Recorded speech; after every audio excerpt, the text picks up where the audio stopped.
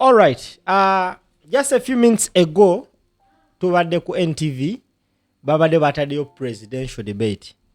And each and every person who contested to be a presidential candidate was invited for this debate. Unfortunately, Yoweri Kaguta Museveni is among the few that didn't attend. Ndabe ne munyagwa Talabiseko, ndabe no likasiba Robert something naye Talabiseko. Of course, debate yo against the maaso abasobodde okubeerawo ne ba debatinga. Era nkimanyi buli omu abadde agigoberera ategedde ani ali capable okubanga atwala eggwanga lino Uganda.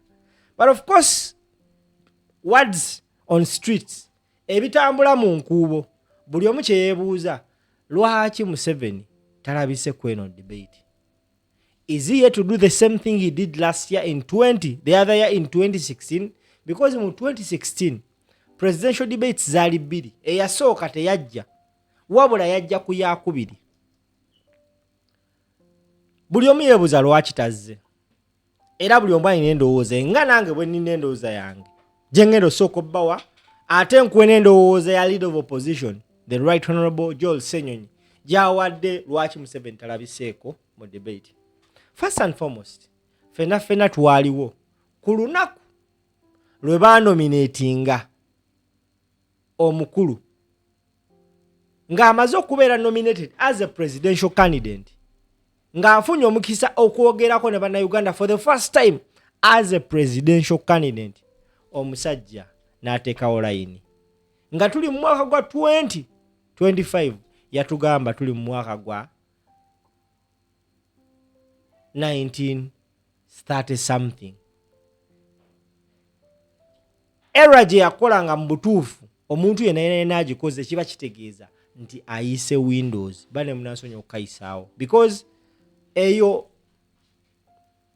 speech after being nominated, it is supposed to be a speech Joe preparing for almost 5 years. No gamba unaku wali ubana nominatinga ngenda kuwa eno speech. So when you make such a blunder, teba mistake oba just tomanyi that time.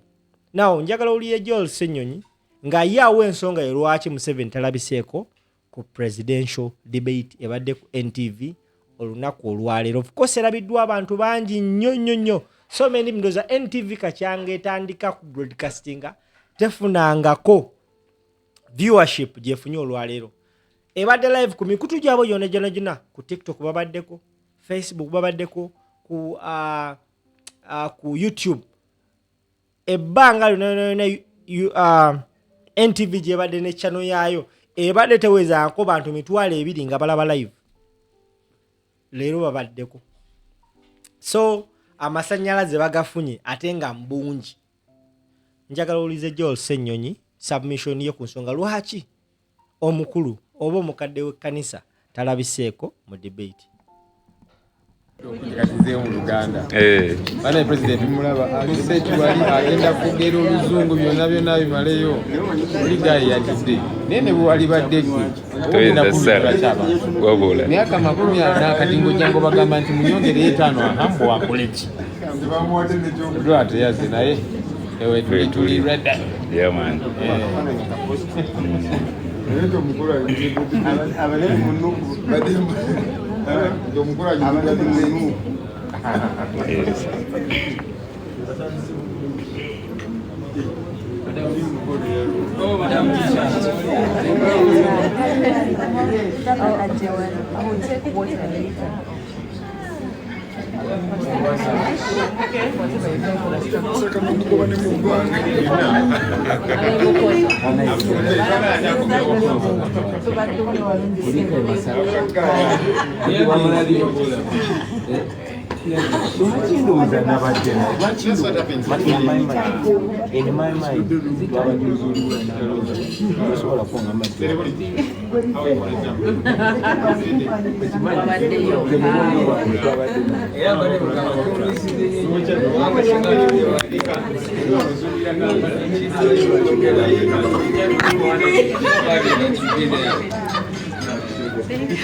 Nice to meet you.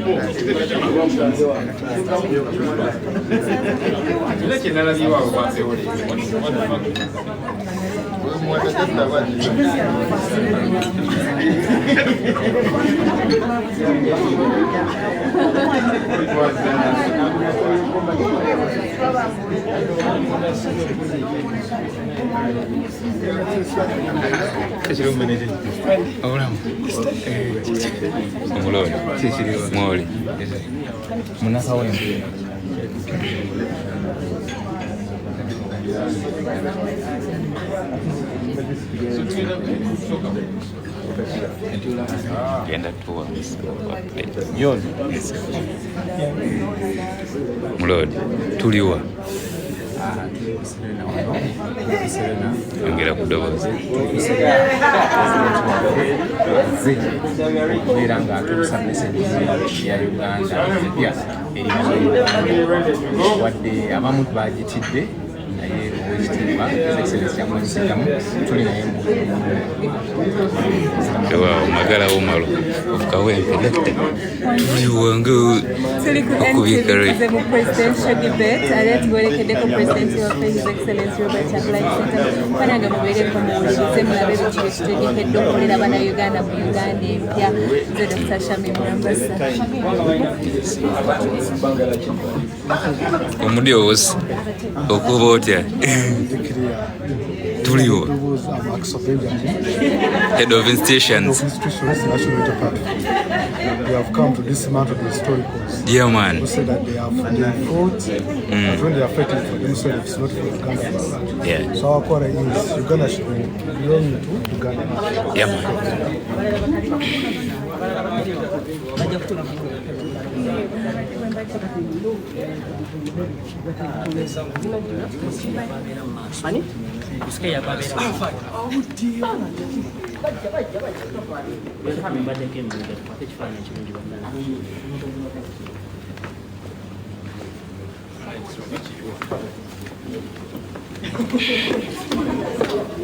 No bagiramuko gazi wa mukayala rasta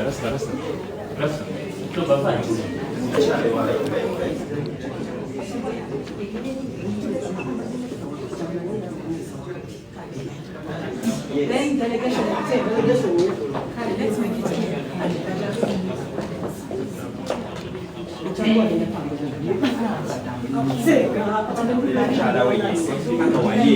Yes.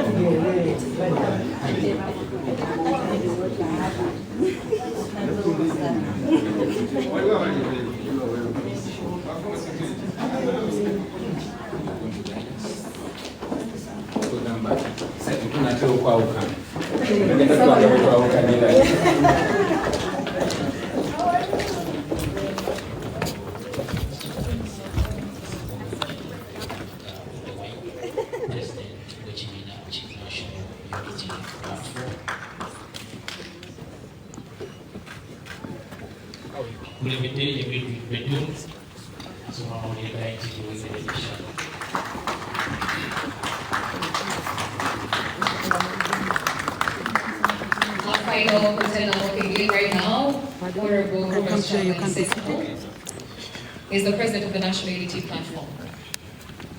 Doing this for the second time. Abakulu nga bamaze okutuuka kadde kano tugenda kuwaayo obudde bwonna bwe tulina okulaba nga tuwa moderators baffe akadde batandike session yaffe ey'okubaganya ebirowoozo bakutegeezesa nti abamu ku abo bagenda okulembera mu Lwaki TV ba presidential candidates bano njagala tubabanjulire basobole okubategeera obulungi. Abagenda okulembera mu debate eno ku Lwaki TV tulinako Priscilla Regina Naluoga abamu ku mmwe abali awo ku podium yali abakyazizaako ye presenter wa program ya Morning at TV